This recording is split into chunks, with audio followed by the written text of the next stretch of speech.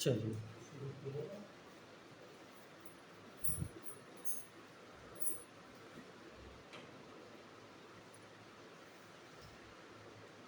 तो first order हम लोग कर रहे थे।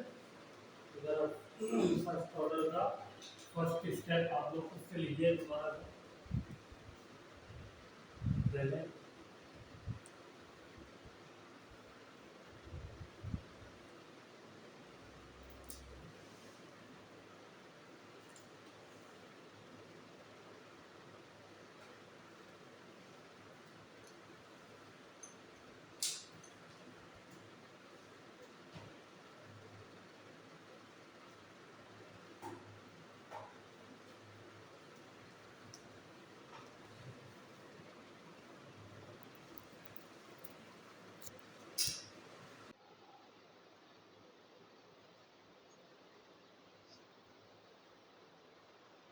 चलिए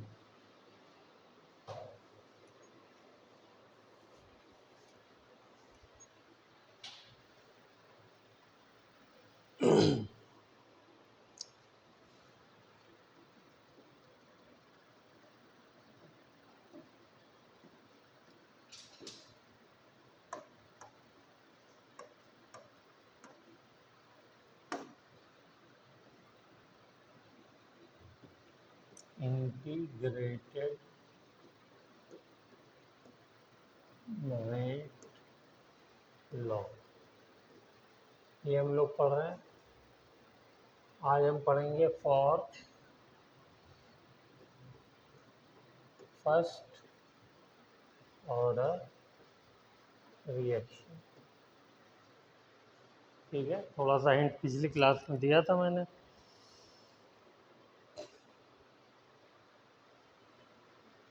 इसकी डेरिवेशन भी आ जाती है बोर्ड में। तो फर्स्ट ऑर्डर का मतलब क्या है? अच्छा, रिएक्शन हम लोग कौन सा वाला लेंगे? कोई एक रिएक्टेंट ले लीजिए, ए ले लेते हैं, यही हमें लेना है बार बार। ए से प्रोडक्ट बना दिए। ठीक है, तो इसके लिए अगर मुझे रेट लॉ लिखना है तो रेट लॉ क्या हो जाएगा? रेट लॉ में क्या लिखते हैं? Rate of reaction is equal to constant k, rate constant into reactant और उसकी पावर। तो जो ऑर्डर होता है उतनी ही पावर होनी चाहिए। तो यहाँ एक ही रिएक्टेंट है तो पावर 1 हो जाएगी। ठीक है, दूसरा एक और मेथड हमने रेट ऑफ रिएक्शन लिखने का सीखा था। रेट ऑफ रिएक्शन का क्या था? Minus d A by d T.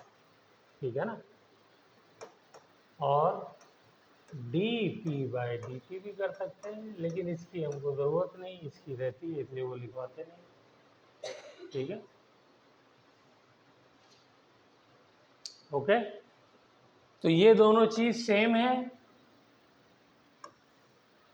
तो सेम है तो हम इक्वल कर सकते हैं। तो minus d A by d t is equal to k A.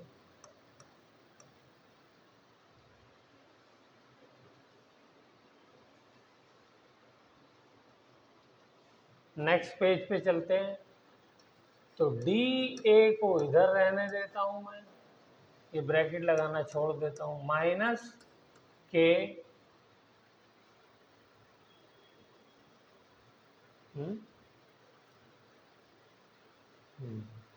Minus के, और यहाँ का ए इसके नीचे ले आया ए, और यहाँ पे डी टी ले गया। ठीक है, माइनस का साइन भी इधर ले गया। नेक्स्ट स्टेप में यहाँ तक कोई प्रॉब्लम? No problem. अब क्या करना है? इंटीग्रेट करना है। जब time t is equal to 0 था तो रिएक्टेंट जितना था उतना ही था, और इनिशियली हम जब रिएक्टेंट जो लेते हैं उसके साथ नॉट लगा देते हैं। ठीक है।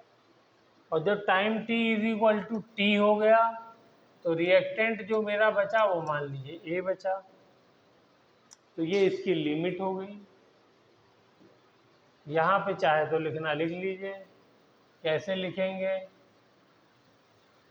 ये रिएक्टेंट से प्रोडक्ट बन रहा है। जब time t is equal to 0 है तो रिएक्टेंट की कंसंट्रेशन है A0, प्रोडक्ट कितना होगा 0। और जब time t is equal to t हो गया, यानी आफ्टर सम टाइम, कुछ भी टाइम हो सकता है, 5 minute, 10 minute, 10 second, 5 second, what ever, तो मैंने जो रिएक्टेंट बचा उसको मान लिया वो A है। ठीक है, तो ये कितना, बोलिए, ये कितना, A0 माइनस A। इनिशियली जितना था उसमें जितना बचा उसको माइनस कर दिए, बाकी क्या हुआ उतना ब्रेक हो गया। ठीक है ना, ये लिख दिया। तो वही लिमिट हम लोग ने यहाँ पर पुट करी है। इंटीग्रेशन आता है कोई ये वाला, किसी को,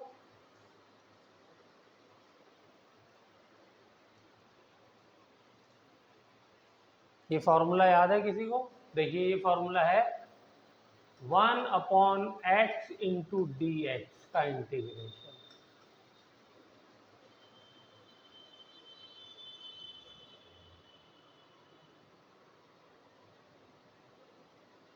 किसी को भी याद नहीं है? चलिए इसको भी याद वाले उसमें लिख लीजिए, याद रहना चाहिए, वेरी इंपॉर्टेंट। क्या है ये? ln x, ln x। ठीक है,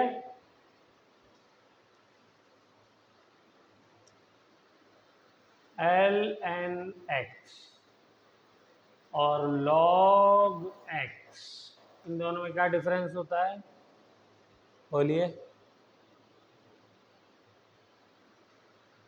इसका बेस e होता है और इसका बेस 10 होता है। ठीक है, दोनों को इक्वल कब कर सकते हैं? दोनों को इक्वल जब कर सकते हैं जब के मेरे पास क्या हो, मैं इसको 2.303 से मल्टीप्लाई करूं।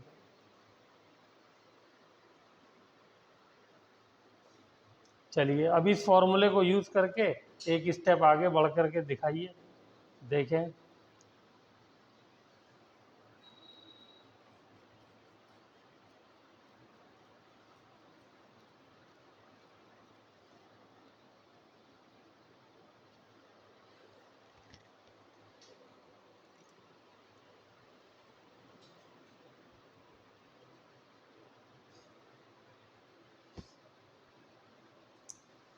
तो ये तो मुझे साफ दिख रहा है कि ये क्या बन जाएगा, ln a बन जाएगा। और लिमिट, लोअर लिमिट को नीचे लिखते हैं, अपर लिमिट को ऊपर लिखते हैं, ये हो गया इंटीग्रेशन। हो गया, ऐसे ही होगा इधर वाला के टी, ये तो वैसा ही है, माइनस साइन बाहर है, के भी बाहर कर देते हैं।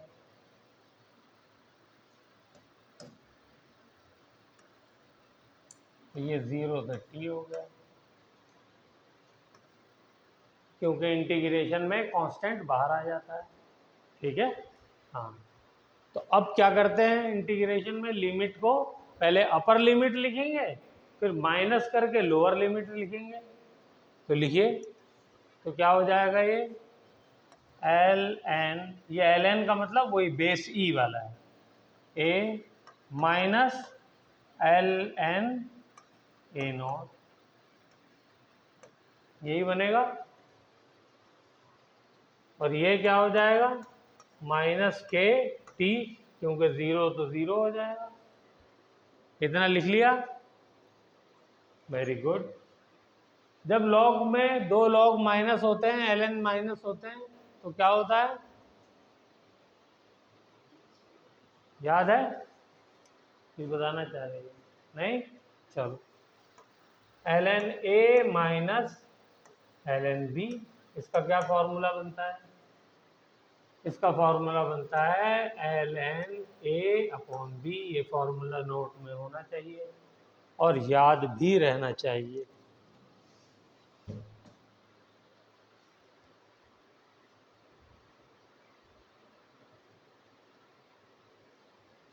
ठीक है, ln a plus ln b, ये फॉर्मूला क्या होता है? a प्लस बी का क्या होता है फॉर्मूला?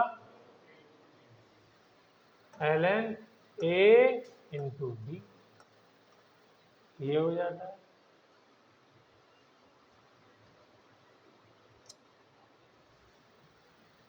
ln a की पावर b किसके बराबर होता है?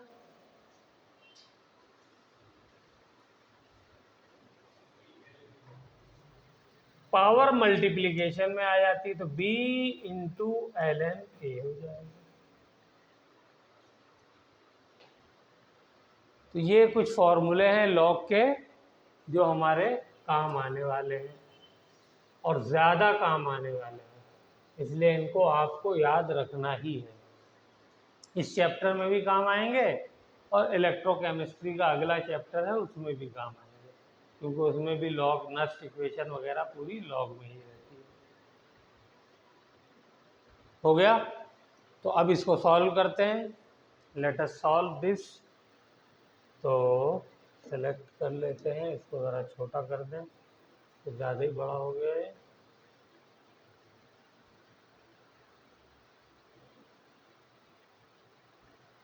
ओके, तो ये हो जाएगा मेरा ln a/a0 is equal to minus k t. ठीक है, ओके, ये भी एक फॉर्म हो गई। एक फॉर्म ये भी हो, इसी को डायरेक्ट लिख दूं अगर मैं, तो ऐसा करता हूँ, इससे पहले डायरेक्ट इसी को थोड़ा सा लिख देता हूँ। ये भी इम्पोर्टेंट फॉर्म है, देखिए ln a is equal to ln a0 minus k t. तो ये दो इक्वेशन हो गई।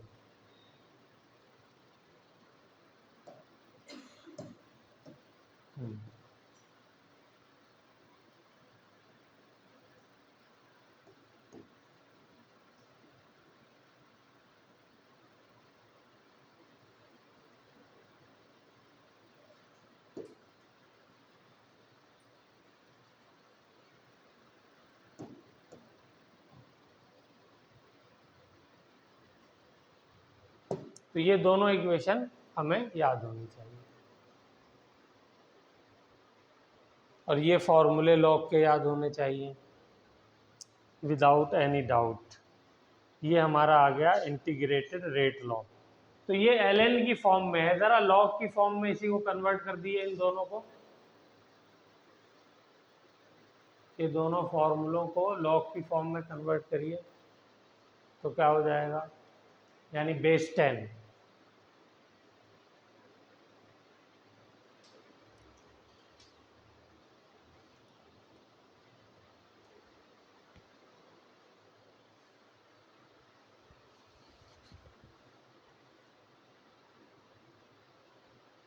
आ गया? क्या हो जाएगा ये? 2.303 लॉग ए। ये इसका मतलब है लॉग ई, इसका बेस ई, और इसका मतलब है log 10 is equal to 2.303 log a naught minus k t.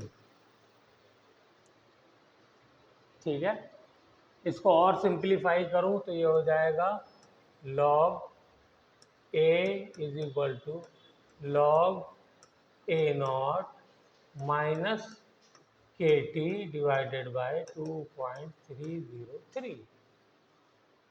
ठीक है, और इसको अगर लिखूं तो क्या हो जाएगा? ये log a upon a not, यहाँ पे 2.303 आएगा, उसको मैं सीधा नीचे ले जाऊं तो माइनस के टी अपॉन 2.303। तो this is called integrated rate law और फर्स्ट ऑर्डर रिएक्शन। ठीक है, तो इतना पार्ट डेरिवेशन करना होगा अगर 3 नंबर का क्वेश्चन आ गया। चलिए, वेरी गुड।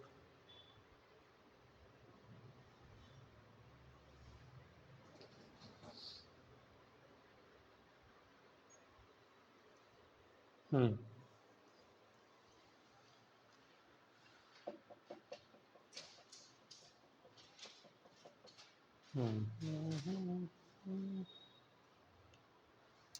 चलिए, अब इसका ग्राफ वाला पार्ट करते हैं, ग्राफ बनाते हैं।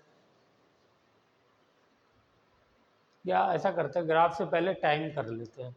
टाइम निकालिए। टाइम के लिए क्या फॉर्मूला बन जाएगा? इस वाली इक्वेशन से बना सकते हैं हम लोग। चलिए नेक्स्ट पेज पे करते हैं। Log a upon a naught is equal to minus k t और 2.303। ठीक है, तो यहाँ से टाइम के लिए बताइए क्या हो जाएगा?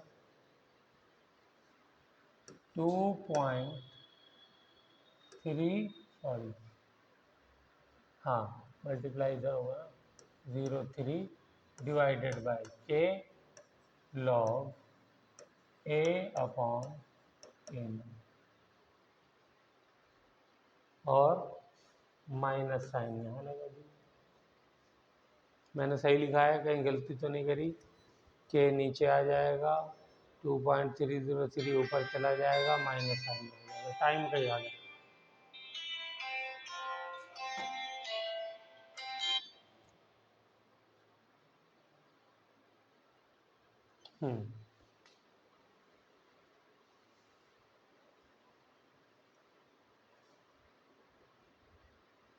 हो गया।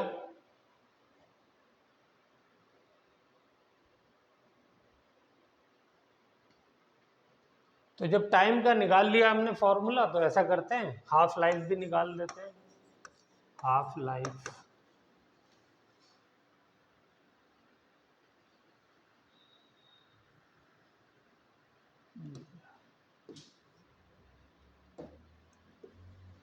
हाफ लाइफ किसे कहते हैं?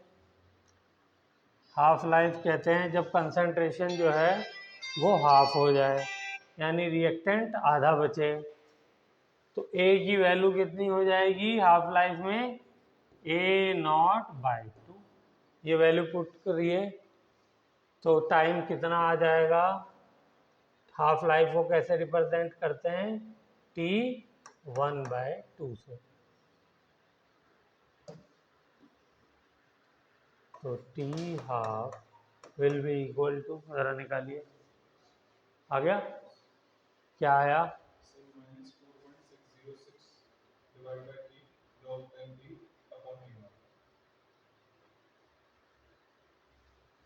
-4.606 अपॉन के, बस या कुछ आया? लॉग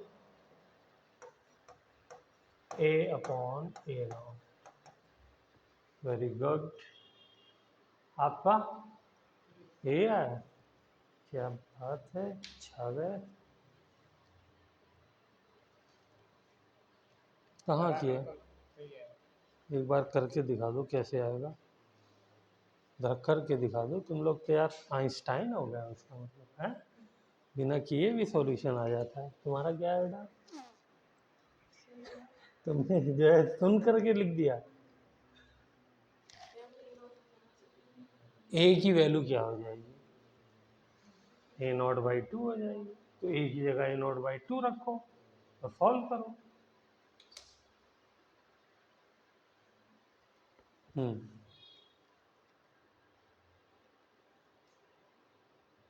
बाप रे बाप। अच्छा ये बताओ, चलो देख लिया मैंने सबका, ये आंसर, ये वाला पार्ट कैसे आया आप लोगों का?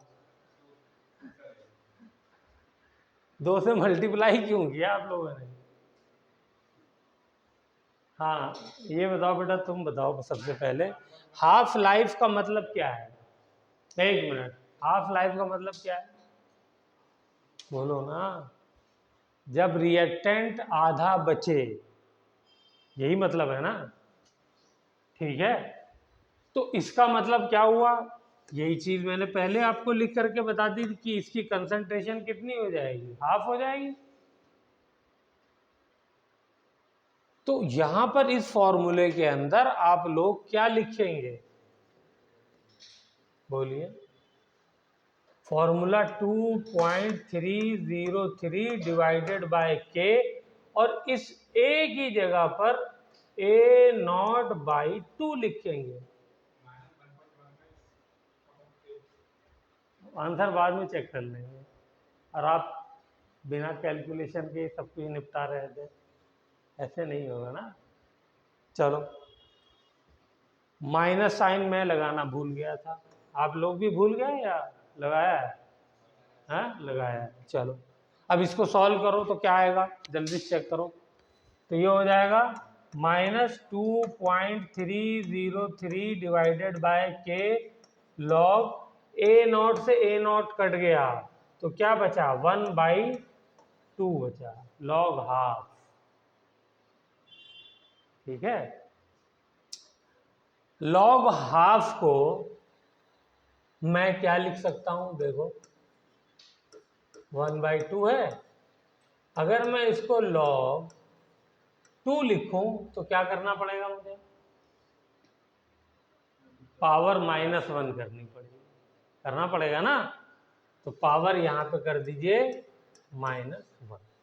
ठीक है, इसका क्या फॉर्मूला बताया मैंने पावर वाला? हाँ, क्या हो जाएगी? नहीं समझ में आया। पावर वाले में क्या होता है? पावर मल्टीप्लीकेशन में आ जाएगी। यस, तो -1 इंटू log 2 हो जाए। ठीक है, और log 2 की वैल्यू कितनी होती है? 0.303, यही होती है log 2 की वैल्यू, यही होती है, याद कर लीजिए इसको। यस, बल्कि एक जगह मैं लिख देता हूँ, ये सब याद रहनी चाहिए। log 2 की वैल्यू हो गई है, log 3 की वैल्यू होती है, माइनस साइन नहीं आएगा log 2 में, ठीक है ना। ये तो माइनस इसकी वजह से आ रहा है कि फॉर्मूले में माइनस आ गया। log 2 की वैल्यू बता रहा हूँ, log 3 की हो जाएगी 0.48, log 5 की हो जाएगी 0.7, और log 7 की हो जाएगी 0.87। ये 3 वैल्यू याद कर लीजिए। 87 85।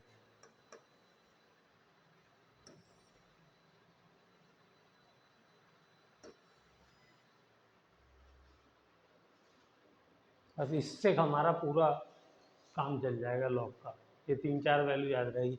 अच्छा ये बताइए log 4 क्यों नहीं लिखा मैंने? 2 की पावर 2, ठीक है ना, 2 मल्टीप्लीकेशन में आ गया, इसी वजह से मैंने। अच्छा log 6 क्यों नहीं लिखा?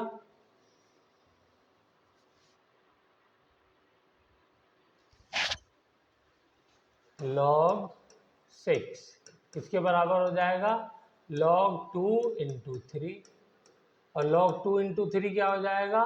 log 2 plus log 3। काम बन गया है ना।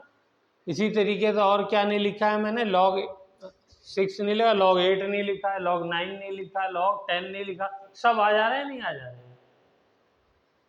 तो ये 4 वैल्यू थे, log 2, log 3, log 5 ये log 2 में माइनस नहीं आएगा, ये माइनस इसकी वजह से आया, ये पहले बताया हमने। ठीक है, तो अब आंसर क्या आ जाएगा इसका, मैं डायरेक्ट आंसर लिख दूं तो ये हो जाएगा -2.303 डिवाइडेड बाय के इंटू -0.303। ठीक है, ये आ गया।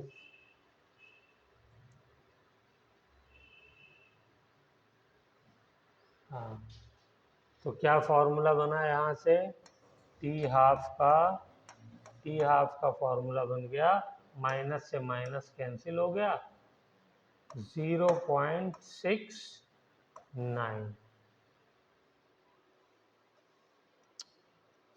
Yes 0.693/K।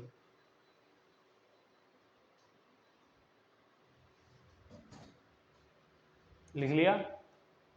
कुछ बता सकता है कोई, देख करके कुछ फील आ रहा है इसको कि आखिर इसमें कुछ खासियत नजर आ रही है? तो एक बार जीरो ऑर्डर का टी हाफ देखना और फिर इसका देखो, जीरो ऑर्डर वाला चेक करिए टी हाफ और फिर इसका फॉर्मूला देखिए।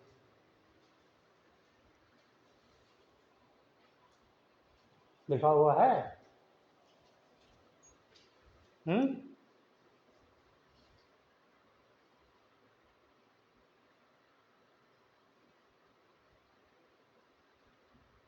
क्या था जीरो ऑर्डर का t half?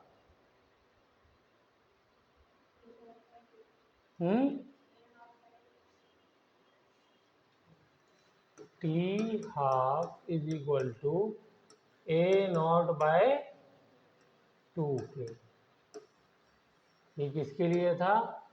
Zero order rate law के लिए, इंटीग्रेटेड रेट लॉ। और ये किसके लिए? फर्स्ट ऑर्डर के लिए। दोनों में क्या डिफरेंस नजर आ रहा है?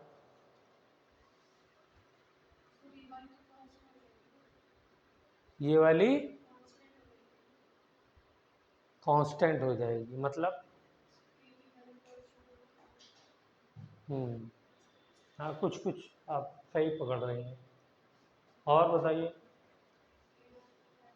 यहां पे देखिए फिर से, यहां पर time initial concentration of reactant पे डिपेंड कर रहा है टी हाफ, और यहां पे इनिशियल कंसंट्रेशन पे डिपेंड नहीं कर रहा है। यानी यहां पे अगर जीरो ऑर्डर रिएक्शन है और आपने 100 ग्राम रिएक्टेंट लिया या 100 मोल लिया तो उसका टी हाफ अलग होगा, और 200 मोल ले लिया तो उसका टी हाफ अलग होगा, डबल हो जाएगा। लेकिन यहाँ पे आप चाहे 100 मोल लो चाहे 200 मोल लो, अगर फर्स्ट ऑर्डर रिएक्शन है टी हाफ उतना ही रहेगा, उतने ही टाइम में क्या हो जाएगा, वो आधा हो जाएगा। तो this is the important point, ये यहाँ पे लिख लीजिए। In first order reaction T half is independent of initial concentration.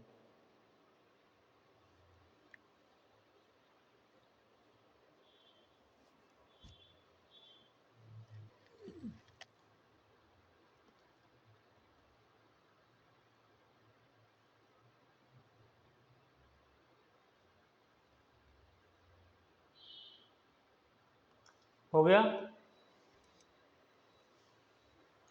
चलिए यहीं पे आपको मैं एक क्वेश्चन देता हूँ।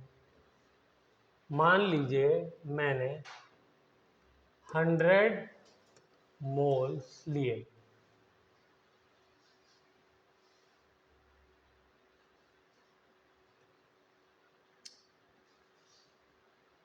और इसका हाफ लाइफ है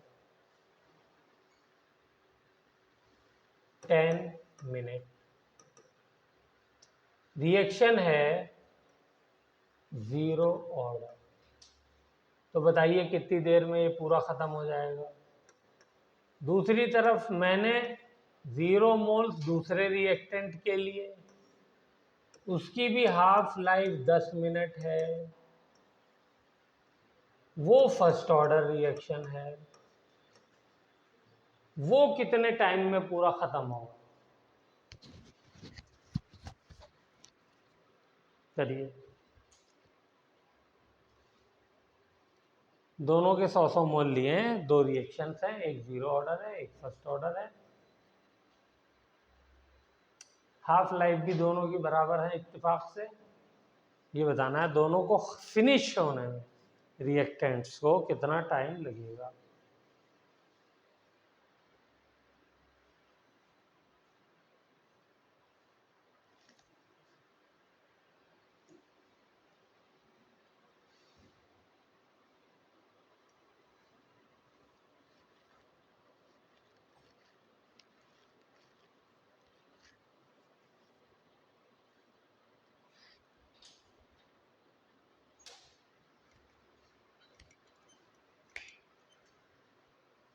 देखिए, ये 10 मिनट में कितना हो जाएगा? 50।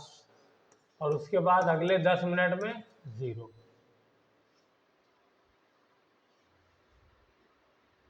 ठीक है।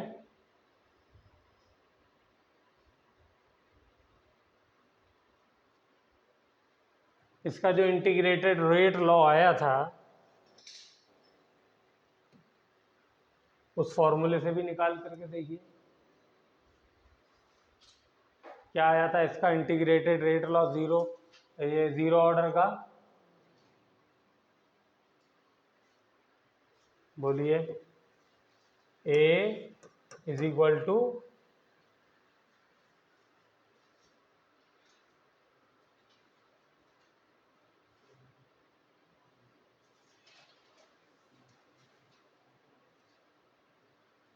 बोलो बेटा फॉर्मूला क्या आया था, चेक करके बता दो। ए नॉट माइनस के टी, ये आया था। इसका मतलब रिवीजन नहीं किया बेटा, बीच में गैप हो गया तो आप लोगों ने भी गैप कर दिया। चेक करिए, यही फॉर्मूला था।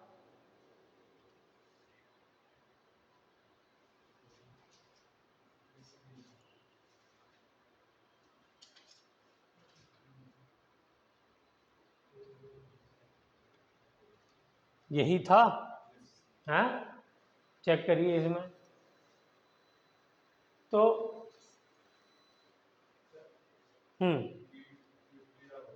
टेढ़ा हो गया, चलिए। अच्छा, पैर में फंस गया ये।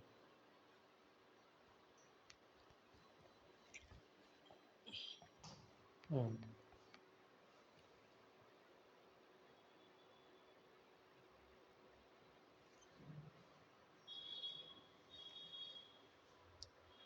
तो इसमें रखिए।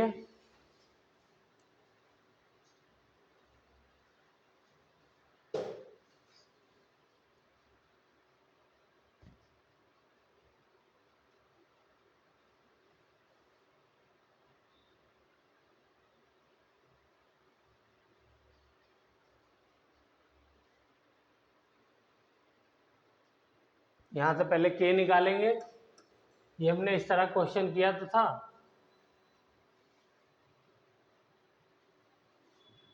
10 minute is equal to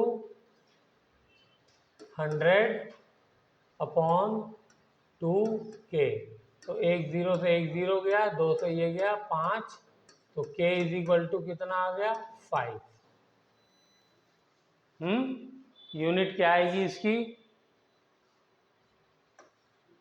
zero order है तो k की यूनिट क्या हो जाएगी? क्या फॉर्मूला था? मोल, मोल के लिए क्या था? 1 माइनस एन, सब लोग इत्तेफाक कर रहे हैं। और लीटर के लिए n-1, और सेकंड इनवर्स। तो 5, n की 0 है तो मोल हो जाएगी, और लीटर की -1 और सेकंड की -1। ठीक है। चलिए, तो यहाँ से k की वैल्यू आ गई। तो अब के की वैल्यू रखेंगे तो टाइम आ जाएगा नहीं आ जाएगा।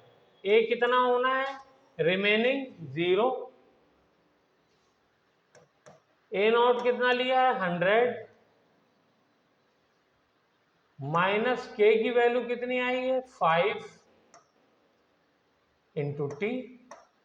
तो टाइम इज इक्वल टू कितना आ गया, 20 मिनट। आ गया नहीं आ गया?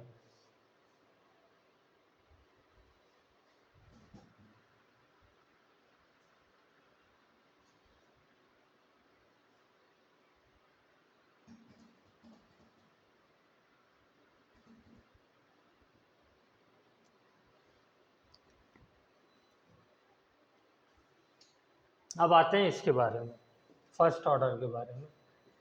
ये 100 मोल्स मैंने लिया, इसकी हाफ लाइफ क्या है, 10 मिनट। तो 10 मिनट के बाद ये कितना हो जाएगा, 50 मोल्स।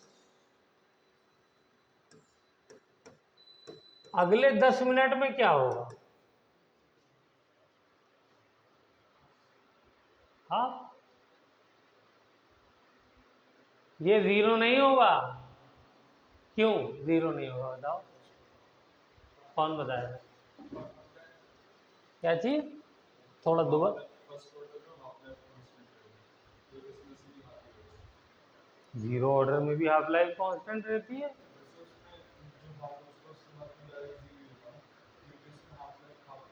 तो हाफ लाइफ तो कांस्टेंट ही रही, 10 ही मिनट रही। क्या आंसर होना चाहिए, आंसर ये होना चाहिए कि यहाँ पे इनिशियल अमाउंट पे हाफ लाइफ डिपेंड नहीं करती है, कोई भी अमाउंट हो। यही मैंने लिखवाया था स्टेटमेंट, वो हाफ होना है, ठीक है ना। तो यहाँ पे क्या हो जाएगा, फिर से हाफ हो जाएगा, तो ये हो जाएगा 25 मोल, ठीक है। जरा इसको 0 करिए ना, कुछ लिखिए कॉपी में, 0 करिए इसको, कितने देर में 0 हो रहा है बताइए। नेक्स्ट स्टेप में क्या हो जाएगी, फिर 10 मिनट लगेंगे, तो फिर क्या हो जाएगी, 12.5 मोल। फिर अगले 10 मिनट में क्या होगा, बोलो भैया, 6.25 मोल। फिर अगले 10 मिनट में क्या होगा,